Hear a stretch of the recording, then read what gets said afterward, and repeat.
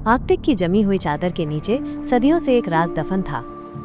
आज विज्ञान की दुनिया ने उसे खोज निकाला है।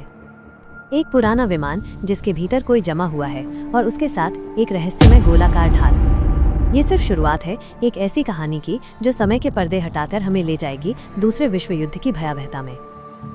मार्च 1942, जब पूरी दुनिया युद्ध की आग में जल रही थी, नाजी लेफ्टिनेंट जनरल और हाइड्रा का क्रूर लीडर जोहान श्मिट नॉर्वे के टोन्सबर्ग शहर से एक अद्भुत कलाकृति चुराता है, टेसरैक्ट। ये सिर्फ एक पत्थर नहीं बल्कि अनकही दैवीय शक्तियों का स्रोत है। संगीत थोड़ा तेज होता है, न्यूयॉर्क शहर का शोर सुनाई देता है। उसी दौरान न्यूयॉर्क शहर में एक दुबला पतला नौजवान स्टीव रोजर्स सेना में भर्ती होने की कोशिश कर रहा था। बार बार उसे उसकी कमजोर सेहत और छोटे कद की वजह से नामंजूर किया जा रहा था, लेकिन स्टीव के दिल में देश के लिए कुछ कर गुजरने की आग जल रही थी। एक दिन जब वो प्रसिद्ध इंजीनियर हॉवर्ड स्टार्क के स्टार्क एक्सपो में था, उसने फिर से कोशिश की। अपने सबसे अच्छे दोस्त जेम्स बकी बॉन्ड से वो बस यही कह रहा था, मुझे अपने देश के लिए लड़ना है। और तभी डॉक्टर अब्राहम एरस्किन ने उसकी बात सुन ली। एरस्किन, जो स्टीव के भीतर की सच्ची भावना को पहचान गए थे, उन्होंने स्टीव को सेना में भर्ती होने की अनुमति दे दी। स्टीव को स्ट्रेटेजिक साइंटिफिक रिजर्व में शामिल किया गया सुपर सोल्जर प्रयोग के लिए। इस मिशन में एरस्किन के साथ स्टार्क, कर्नल चेस्टर फिलिप्स और British MI6 agent Peggy Carter भी शामिल थे। फिलिप्स को एरस्किन के दावों पर यकीन नहीं था कि स्टीव ही सही व्यक्ति है, लेकिन एक परीक्षण में जब स्टीव ने बिना सोचे समझे एक ग्रेनेड पर छलांग लगा दी तो फिलिप्स भी हैरान रह गए। एरस्किन ने स्टीव को बताया कि वो कभी श्मिट के लिए काम करते थे, जब तक कि श्मिट ने सुपर सोल्जर फॉर्मूले का एक प्रोटोटाइप संस्करण चुरा लिया, जिसने उसे अमानवीय ताकत दी, लेकिन दर्दनाक रूप से उसका रूप बिगाड़ दिया। दूसरी ओर श्मिट और डॉक्टर अर्निन जोला टेसरैक्ट की ऊर्जा का इस्तेमाल कर रहे थे, जोला के घातक आविष्कारों और हाइड्रा के विश्वव्यापी आक्रमण के लिए। श्मिट को एरस्किन के ठिकाने का पता चला और उसने एक हत्यारे हेंच क्रूगर को उसे मारने भेजा। एरस्किन और स्टार्क ने स्टीव को सुपर सोल्जर उपचार दिया। उसे फॉर्मूला इंजेक्ट किया गया और वीटा रे की खुराक दी गई। जैसे ही स्टीव प्रयोग से बाहर निकला, लंबा और मांसल होकर, क्रूगर ने एरस्किन को मार डाला और फॉर्मूले की आखिरी शीशी लेकर भाग गया। स्टीव ने उसका पीछा किया और क्रूगर को पकड़ लिया, लेकिन हत्यारे ने जहर की गोली खाकर खुदकुशी कर ली।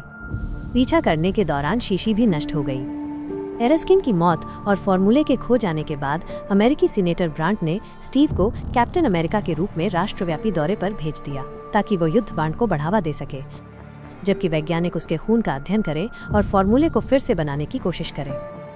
1943 में इटली में सक्रिय सैनिकों के लिए प्रदर्शन करते हुए स्टीव को पता चला कि बार्न्स की यूनिट श्मिट की सेना के खिलाफ एक लड़ाई के बाद लापता हो गई है। स्टीव ने कार्टर और स्टार्क को उसे दुश्मन की रेखाओं के पीछे ले जाने के लिए कहा ताकि वो बचाव कर सके। स्टीव ने श्मिट के किले में घुसपैठ की, बार्न्स और अन्य कैदियों को आजाद कराया और श्मिट का सामना किया। श्मिट भाग निकला, लेकिन पहले उसने अपना मुखौटा हटाया और अपना लाल खोपड़ी जैसा चेहरा दिखाया, जिसके कारण उसे रेड स्कल का उपनाम मिला। स्टीव ने बार्न्स और अन्य आजाद हुए कैदियों को हॉलिंग कमांडोज बनाने के लिए भर्ती किया। स्टार्क ने स्टीव को एक गोलाकार ढाल दी जो दुर्लभ, लगभग अविनाशी धातु वाइब्रानियम से बनी थी। स्टीव और उसकी टीम ने हाइड्रा के विभिन्न अभियानों को तोड़ा, जबकि वो और कार्टर एक दूसरे के प्यार में पड़ने लगे। 1945 में टीम ने जोला को ले जा रही एक ट्रेन पर हमला किया। उन्होंने उसे पकड़ लिया, लेकिन बार्न्स ट्रेन से गिर गया और उसकी कथित मौत हो गई।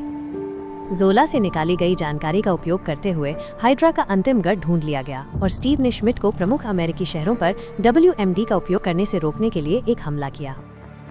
स्टीव श्मिट के सुपर बॉम्बर पर चढ़ गया जैसे ही वो उड़ान भर रहा था।